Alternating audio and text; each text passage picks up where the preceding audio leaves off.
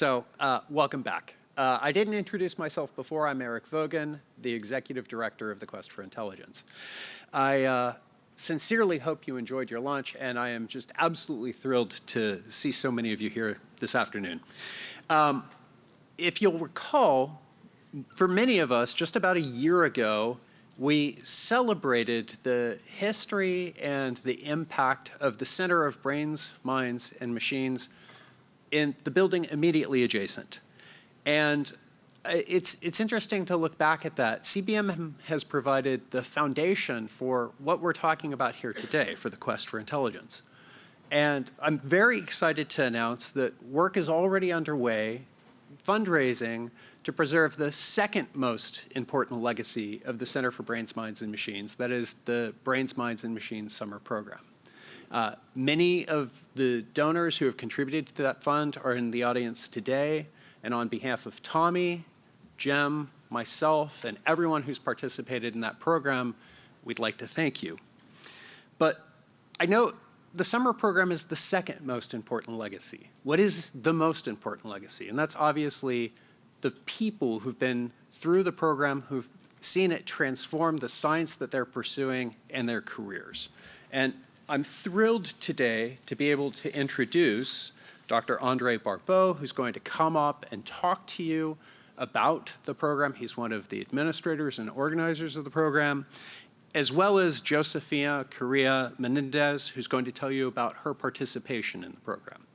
So with that, I'll hand the stage over to Andrei, and then I'll come back up when he's done.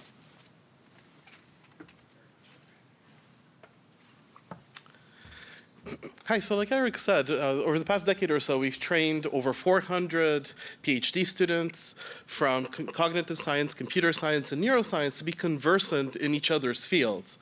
And not just to sort of know what the major problems are, which is already valuable, and to know the basic vocabulary, but to actually go for 3 weeks and do a hands-on project, a meaningful piece of paper, essentially, in another field that they normally don't study. And for PhD students, particularly early career PhD students, that's incredibly valuable. Because, for example, if you're a computer scientist, you've never touched neural data before in your life. You have no idea even what the interesting libraries are. How do you get started? Or, for example, a cognitive scientist may never have trained a neural network before. And this has happened many times at the summer school. But when they leave the summer school, they're confident in doing that. The summer school has had a major impact on the vast majority of the students' research trajectories. They tell us that more than 90% of the students have fundamentally changed their research to include information, knowledge, techniques, skills from other fields. And it's had both large impacts and small impacts. For example, there have been countless workshops at conferences such as NeurIPS or CogSci, CoSign, that have included people from many other fields. I have organized some of those. That means that now there's a more welcoming community. You as a computer scientist can go to a cognitive science conference, meet people whose faces you actually recognize, say things to them, and import some of your ideas and steal some of their ideas for your own research.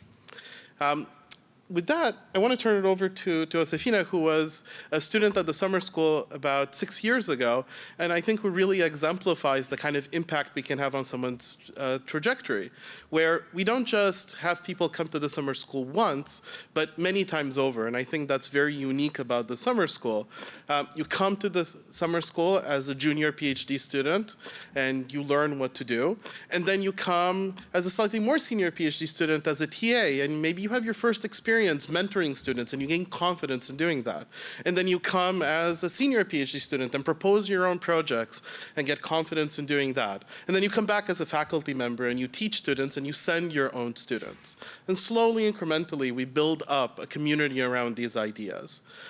If you're interested in having AI that's safe and human-like, from the perspective of someone that works in machine learning, it's sure useful to have a community of people that know something about humans and brains to measure these things and to import them into your models.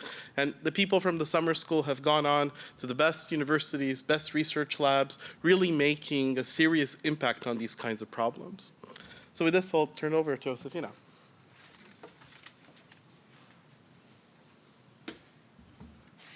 Hi, everybody. Very grateful to be here. So as Andrei said, I had the privilege of being a summer school student back in 2018. And the summer school was actually one of the highlights of my time as a PhD student at MIT.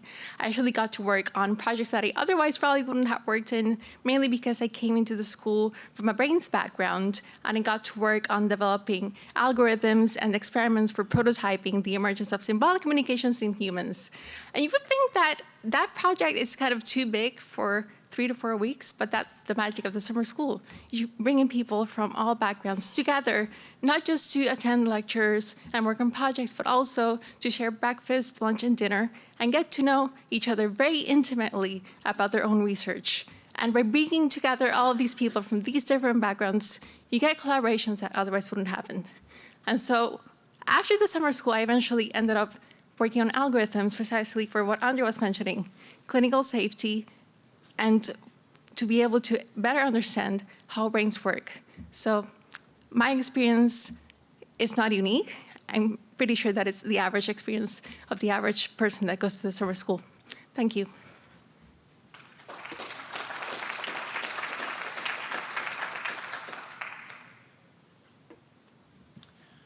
So, Andrei, Josefina, thank you so very much. Many of us can't think about CBMM without thinking about Tommy Poggio. He's synonymous with us. Whether we're thinking about the numerous generations of students that he's mentored, the academic advising he's provided, his contributions to independent scientific research, his friendship and support. He is a truly remarkable person. And we're fortunate enough that we've got a few of his students, colleagues, and friends to say a few words. So if we could play the video. The 3 words that I would use to describe Tommy are, first of all, brilliant, second of all, inspiring, and third, visionary. Okay, he's obviously brilliant and a visionary in the field. Visionary? Visionary. Imaginative. Pioneering. Pioneer. Good person and human being. Wise. Can I say chocolate sorbet? Because he's always looking for that wherever he goes. I admire Tommy's ability to look far in the future and sort of see what's coming and anticipate it. I think Tommy is really approachable. Thoughtful. Theoretician. He's an extremely supportive mentor. Energetic. And friendly. Curious. Infinite curiosity. He's just a really fun collaborator to have. So thank you, Tommy, for everything that you've done for us, for laying the foundations for the work that we're talking about today. Cannot tell you how much we appreciate it.